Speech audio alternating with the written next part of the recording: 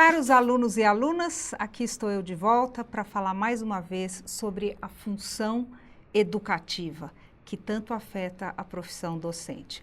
Mais especificamente, o que eu quero captar hoje é o significado dessa ação educativa ao longo da trajetória escolar. Eu, nas minhas andanças aí pelas escolas, por diferentes segmentos, com diferentes professores e alunos, eu tive a oportunidade de fazer uma pesquisa que para mim foi muito relevante, tentando compreender o que acontece nas escolas para além do ensino, né, da mera transmissão de conhecimentos. E o que eu pude captar, né, é que, de fato, as escolas têm uma preocupação, né, para além do ensino. Algumas não, mas muitas sim, né? E o que a gente observa são projetos que vão pipocando, né, na escola com diferentes temáticas. Por exemplo, orientação de estudos ou drogas, prevenção de drogas, projetos de recuperação mais sistematizado, orientação de estudos, projetos de adaptação quando se trata do ingresso do aluno no ensino fundamental ou numa passagem de ciclo, orientação sexual e por aí vai. Mas a pergunta é, será que essas coisas têm que acontecer meio que aleatoriamente, dependendo da boa vontade do professor ou da sensibilidade dele perceber o que é necessário para esse conjunto de alunos, para essa escola? Qual é o sentido educativo desse tipo de intervenção? Eu vou defender aqui a ideia de que a ação educativa tem que ser feita em estreita sintonia com a trajetória escolar. Quer dizer, no caminho, né, nessa galgada aí que o aluno faz ano após ano na escola, vale a pena perguntar, ao longo deste caminho, né, ao longo dessa trajetória de vida, o que a escola representa para o aluno? Qual é o significado? Como que o aluno percebe a escola? Em segundo lugar, vale perguntar qual é o professor nas sucessivas etapas da escolaridade. E é um pouco nesse sentido que eu vou tentar fazer uma caracterização do que acontece de mais típico. Na educação infantil, o que a gente tem é uma escola marcada pela grande novidade. A escola é um novo mundo, um mundo de descobertas, marcado pelas brincadeiras e pela possibilidade de relação com os amigos. Quando uma criança desenha e representa a escola, por exemplo, ela costuma fazer um sol brilhante, um céu azul e trazer cenas de brinquedo, de brincadeira, né, de alegria. A criança realmente fica encantada de viver essa vida escolar. E veja um depoimento típico que eu pude coletar. A criança me disse, escola é um lugar onde tem muitos brinquedos para a gente brincar com os amigos. Então, o que prevalece aí é a alegria, é a descoberta, é os brinquedos, a oportunidade de brincar, né? Pensando nessa perspectiva, vale a pena perguntar qual é, então, a função do professor. A escola, como eu disse, está se configurando como um novo mundo. O que está em jogo para o aluno é a adaptação, a ampliação das referências de mundo, né? Dos saberes, porque essa criança está aí em contato com novos saberes, com as linguagens, porque na educação, na fase da educação infantil, a gente tem aí uma pluralização das linguagens e das relações, né? Das relações principalmente sociais. Então, qual é o papel educativo do professor? Na falta de um termo melhor, eu vou usar provisoriamente esse termo, que é institucionalização, que significa o investimento na esfera afetiva, funcional, cognitiva, linguística e no ajustamento pessoal. O que eu estou querendo dizer é que o papel educativo do professor nessa fase é mostrar para o aluno, afinal de contas, o que é a escola, como que a escola funciona. É isso que eu estou chamando aí provisoriamente de institucionalização. Vamos um pouco mais adiante. O que representa a escola para a criança que entra no ensino fundamental, lá no primeiro, segundo ano do ensino fundamental? Bom, agora a escola aparece como um espaço do aprender. Então, nos desenhos infantis é muito comum aparecer situação de sala de aula, alunos sentados, professores ensinando, né? E a criança percebe que há uma cobrança. Vamos ver esse depoimento que é particularmente significativo. A criança me disse: o primeiro ano é legal, mas agora a gente não pode mais brincar. Ora, esse depoimento, ele é muito forte porque ele traz para a gente um fenômeno muito típico do primeiro ano, mas que obviamente pode acontecer um ano antes ou um ano depois, depende aí do momento da criança, que é quando a criança percebe que aprender tem o seu preço, que a escola cobra, a escola quer ensinar e aprender nem sempre é fácil. Como é que nós vamos poder conciliar isso com a alegria de aprender? Está aí mais um desafio para o professor nessa nova fase que vale a pena a gente considerar, né? Então, muito bem, no primeiro, no segundo ano, a ideia é que a escola agora é para valer, a escola agora é coisa séria. O que está em jogo é o autoconceito, porque aquela criança que a vida inteira se viu de uma determinada forma, ela vai ter oportunidade de confrontar a imagem que ela tem dela com a imagem que os outros, com as respostas que os outros dão sobre ela, a motivação para aprender, a adaptação ao ritmo da escola, porque aí já existe uma cobrança, né? E os novos critérios de convivência social, porque agora a convivência social não é só pela brincadeira, mas é também para partilhar trabalho, né? Para ajudar, para esperar o tempo do outro. Então, aí, de novo, eu pergunto, nesta fase, qual é o papel do professor? Eu vou insistir ainda neste meu termo, não encontrei um melhor, que é institucionalização. Ainda é o momento de mostrar para o aluno o que é a escola, como que a escola funciona, né? Como que é a divisão do espaço e da hierarquia escolar.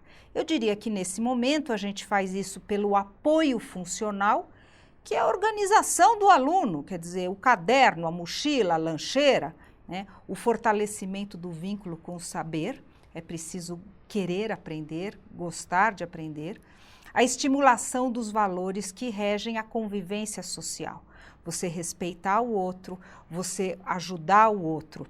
É muito importante que a sala de aula não seja um agrupamento de crianças, mas que seja um grupo-classe cooperativo e solidário, né? Tá aí um investimento muito difícil para ser feito para o professor.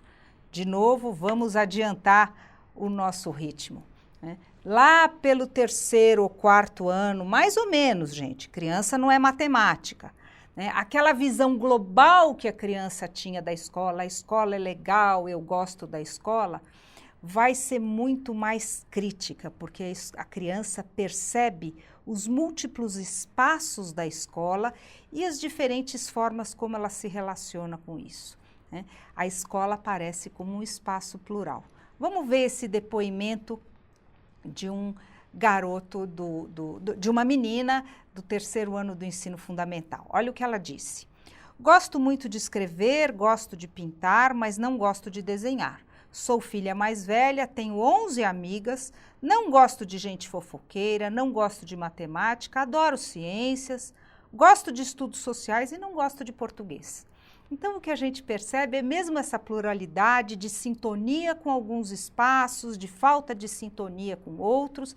A escola deixa de ser uma coisa globalizada e passa a ser uma coisa complexa na percepção dessa criança. O que está em jogo nessa escola de muitas facetas, né, é o autoconceito acadêmico. Veja, não só o autoconceito acadêmico. Eu sou bom de matemática, então eu vou bem em matemática. Eu não sou bom em ciências, então eu vou mal em ciências. Eu não gosto de português, então eu vou mal em português, né? O aprender, então, é toda a organização para aprender, né? A organização, a autonomia e a disponibilidade desse sujeito para enfrentar as dificuldades de organização, de conhecimento e de aprendizagem. De novo, dá para a gente pensar no papel do professor, que eu, na falta de um termo melhor, estou chamando aí de escolarização. O que é a escolarização neste momento? Qual é o papel do professor neste momento? Fortalecimento da relação aluno-escola. O aluno tem que se tornar estudante, é preciso investir na formação do aluno-estudante, pelas dimensões afetiva, gostar do espaço escolar, gostar da escola, gostar das pessoas que circulam lá, metodológica, porque é preciso ter uma prática de ensino sintonizada com este aluno, funcional, porque a organização da escola, em termos de horários, cronograma e tudo mais, exige dessa criança um certo ajustamento, como também um ajustamento cognitivo e social. Vejam que não é uma tarefa fácil, né?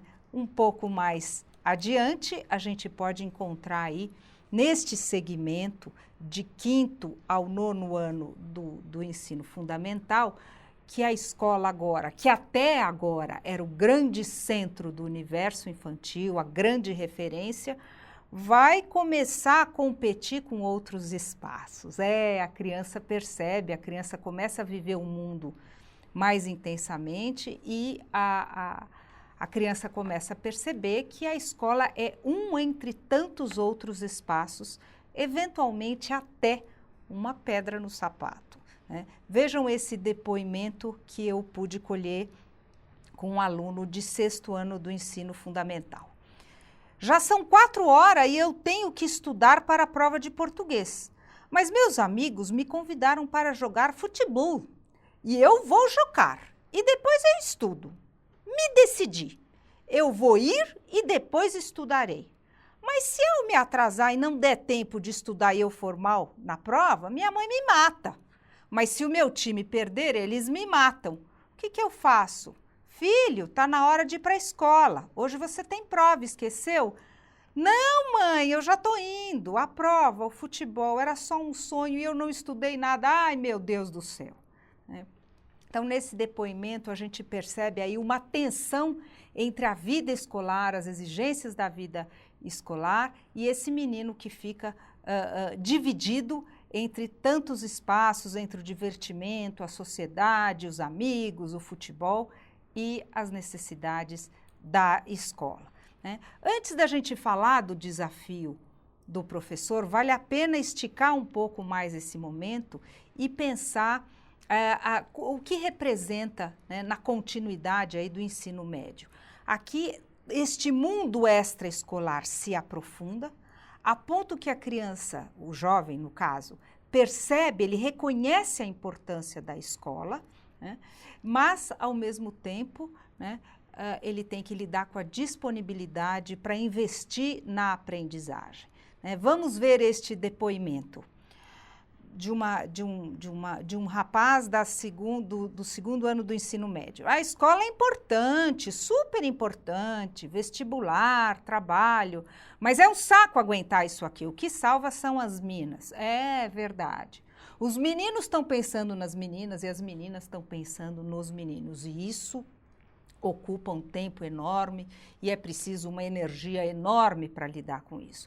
Então, veja só o paradoxo. Eles reconhecem a importância da escola, mas, ao mesmo tempo, eles estão interessados em outras coisas, em outros mundos, né? Então, pensando aí, né, neste papel do 2º segmento, né, do papel do professor do 2º segmento do ensino médio, do ensino fundamental até o ensino médio, o que é que está em jogo? Gente, é a adolescência, né? E a adolescência tem que lidar com crises, conflitos, projetos de vida, cobranças, desempenho, opção profissional, autonomia, redefinição da identidade e dos valores. É muita coisa que está em jogo. E não adianta verdadeiramente o professor ignorar esse momento. Então, qual é o papel do professor aí na segunda metade do ensino fundamental e no ensino médio. Eu vou insistir um pouco na escolarização. Ainda temos que ensinar o aluno a ser um estudante, mas eu vou acrescentar alguma coisa a mais, que é a preparação para a vida social. E aí sim, cabe ao professor o apoio, a orientação, a sensibilização desses alunos, a conscientização sobre aspectos da vida e responsabilidades sociais. Então, aí a gente tem sim, cabe um projeto de orientação sexual? Claro que cabe, mas eventualmente cabe também um projeto sobre alimentação, já que tantas meninas estão sofrendo de anorexia e de bulimia. Enfim, quer dizer, é preciso que o professor compreenda a realidade dos seus alunos, né, e pense na opção profissional, na sexualidade, nas dificuldades de lidar aí com tantos apelos do mundo, né, e com tantos conflitos da adolescência. Em síntese, vale a pena recuperar um pouco o que eu vinha trazendo até agora, mostrando que a ação educativa ao longo da trajetória escolar, ela vai assumindo diferentes ênfases. Num primeiro momento, mais tipicamente da educação infantil e dos primeiros anos do ensino fundamental, a gente tem a institucionalização, que é o modo como o indivíduo é acolhido pela instituição escolar e todo o esforço do professor em mostrar o que é a escola, como funciona e investir nessa adaptação escolar. Num segundo momento, mais típico aí do terceiro, quarto ano do ênsino fundamental, um pouco mais adiante, quinto, sexto, essa porção aí a gente tem, a ênfase deve recair mais fortemente no que eu chamei de escolarização, que é a formação do aluno, a formação do estudante, né? É preciso que a criança viva bem essa vida escolar e se organize para ela. Isso significa, por exemplo, organizar os seus estudos, saber fazer um resumo, saber ler e extrair conhecimento daquilo, se preparar para uma prova. E, finalmente, aí, mais no final do ensino fundamental ou até o ensino médio, a preparação para a vida social, e aí a gente vai fazer todo esse esforço para lidar com tantos apelos do mundo sobre o aluno, né? Do seu mundo, pensando na profissionalização, pensando na responsabilidade social, pensando no compromisso com a natureza e tudo mais. Obviamente, isso tudo é muito flexível e por isso eu fiz questão de botar aí uma mola, porque eu estou dizendo que a institucionalização é mais típica da educação infantil, a preparação para a vida social é mais típica do ensino médio, mas essas coisas todas podem ser muito flexíveis. Eventualmente, você tem um jovem lá no ensino médio que você tem que fazer um trabalho de institucionalização e dizer, amigo, escola funciona assim. Nós temos regras, nós temos princípios, nós temos horários, nós temos tal hierarquia, né? Esse seria uma medida, por exemplo, para lidar com a indisciplina na escola, né? Ou eventualmente você tem um jovem que está terminando o ensino médio e você tem que investir ainda nessa formação do estudante, ensinar ele a ter ordem no caderno, fazer um resumo, fazer um fichamento e por aí vai. Então, essas coisas são muito flexíveis e o professor tem que ter a sensibilidade de perceber qual é o momento do seu aluno para propor aqueles tantos projetos que eu falei no começo da aula, e que, obviamente, não podem ser propostos aleatoriamente, mas que tem que seguir aí princípios, né, educativos em função do momento do aluno. Não tem receita. Agora, vejam que bonito que é esse movimento. No fundo, se a gente pensar a institucionalização, a escolarização e a preparação para a vida social, eu diria que o papel do educador é acolher o aluno, trazer o aluno para dentro da escola, institucionalização. Dar um banho de escolaridade nesse aluno, fazer esse aluno viver bem a vida escolar, escolarização. E jogar este aluno de volta para a sociedade, de uma forma responsável e compromissada, preparação para a vida social, né? Eu espero que vocês tenham a oportunidade de pensar no desafio da profissão docente à luz dessas realidades e desses apelos educacionais. Muito obrigada.